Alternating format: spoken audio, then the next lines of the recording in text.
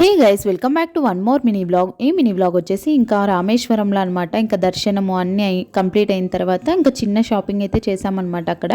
So ఇంకా నేను ఆ వైట్ కలర్ శారీ అయితే తీసుకున్నాను అనమాట. తిరుమలకి రెగ్యులర్గా వెళ్తూ ఉంటాం కదా, సో యూజ్ అవుతుంది అనేసి దర్శనంకి. సో ఇంకా తర్వాత రామేశ్వరంలో క్లిప్స్ ఏం తీయలేదనమాట నేను, ఎందుకంటే అక్కడ మొబైల్ అలో లేదు. ప్రతి టెంపుల్లో మొబైల్ అలో ఉన్నింది, అక్కడ మాత్రమే లేకునింది అనమాట.